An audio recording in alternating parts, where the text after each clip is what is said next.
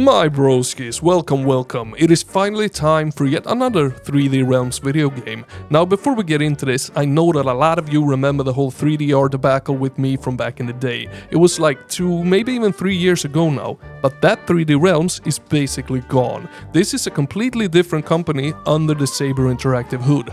All of that is in the past as well, and I'm not going to let any of it affect what I think about this game. Especially since Twisted Tower has mostly been developed by solo developer Thomas Brush, who apart from getting the game published by 3D Realms has nothing to do with any of what happened. Now, some of you also probably remember my demo review of this game. I was fairly critical in that one, and I actually went back and watched it again before playing the full game just to see if I was being unfair because everything surrounding 3DR at the time, and yeah, some aspects sure I was.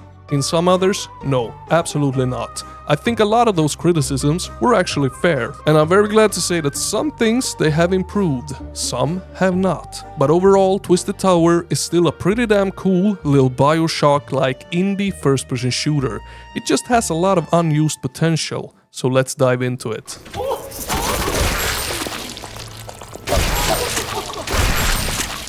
Now, in Twisted Tower, we play as Vincent, who is brought to this abandoned amusement park known as the Twisted Tower. Now, the entire park is based around this hugely successful movie, and the director behind that movie is also the guy who built the whole place. And the amusement park is called the Twisted Tower. Now, he has kidnapped our girl, Charlotte. She is somewhere at the top of the tower in the amusement park, so naturally, we have to fight our way up there and rescue her. And yeah, there are definitely some twists in this Twisted Tower. I'm not going to spoil any of the twists, but the story itself is actually quite interesting. A lot of it is voice acted and presented through TV screens where the owner of the park talks to you, along with a couple of other twisted characters, plus notes and tapes that are scattered everywhere. Face in my otherwise abandoned theme park. And while the writing is good and the story is quite easy to follow along with, holy crap does it interrupt the flow of the game. Kill 5 enemies, listen to a tape. Kill 5 more, watch another TV. Walk a bit, read another note. It constantly stops you. And for a first-person shooter that seems to be going for a bit of speed, I really did not like that at all. Because when Twisted Tower actually lets you fight, the combat is okay, it's quite nice. There is a surprisingly large variety of enemies, flying enemies, flamethrowers, small enemies, massive guys with miniguns, and plenty more. And the weapons are probably one of the strongest parts of the game. So with the enemies and the weapons, yeah, it's quite a nice combo. There are 10 different weapons in the game, all with alternate fire modes, and they look, sound, and feel great. The animations, they're nice, the audio, it's strong, and the hit feedback is crunchy and juicy. And when an enemy dies, you know it. Heads, they pop off, bodies react properly, and the ragdoll effect is definitely there. And there's also this little extra crunch to the kills that makes the shooting just satisfying. Now that whole part has been done really well, but then we get back to the unused potential. Later in the game you unlock a grappling hook, a double jump and a dash. All these movement abilities, they sound like they should completely change how you fight, but they barely do anything. There are basically no combat encounters designed around them at all.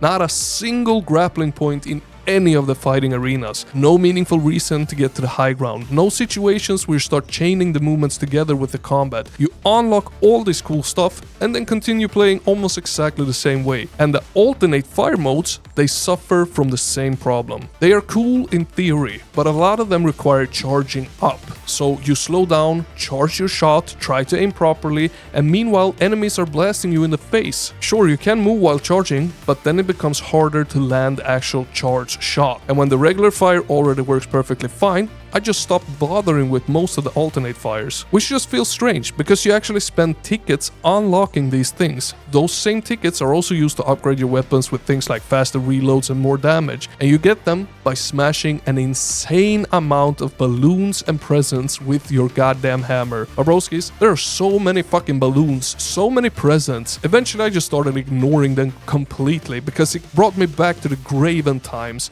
with all the goddamn barrels everywhere. And And the upgrades themselves, I barely noticed them. I'm sure there is a numerical difference happening in the background, but during a normal playthrough, I never really felt significantly stronger. And unfortunately, that inconsistency carries over into the presentation as well. The audio is fantastic, the music is great, the weapons they sound awesome, the enemies they sound crunchy, but visually, the quality is all over the place. The weapons, they are super crisp and detailed. The enemies, they look sharp as hell. Some environmental props, they look fantastic. And then right beside them is a rock that looks like pure smudge. You can have a really detailed floor sitting next to something that looks extremely low resolution. And that contrast just hurts the overall presentation insanely much. I honestly think it would have looked better if everything committed to one level of detail. And unfortunately, the environments, they have a similar problem. They definitely have that twisted amusement park Bioshock feeling to it. There is environmental storytelling everywhere, lots of props and some nice looking locations, but they never go far enough. You enter a water themed area and think, okay, this is going to get crazy as hell, back rooms levels of crazy. Then you get to one pool and a bathroom. You enter a casino, but somehow it still feels too similar to the hotel section. The different areas just do not stick out enough. I wanted every biome to have this completely different identity of its own, because there's only like 7 of them, and instead, most of them kind of blend together in my head. And that is probably the biggest shame with this whole game. It constantly feels like it is about to do something insanely cool, and then stops just before getting there. On top of it all, the game is also very short. You're looking at roughly 4 to 5 hours for the full campaign, and I do not know what the final price will be of the game, so that makes the recommendation depend heavily on what they actually charge for it. If this launches at around 10 buckaroonies,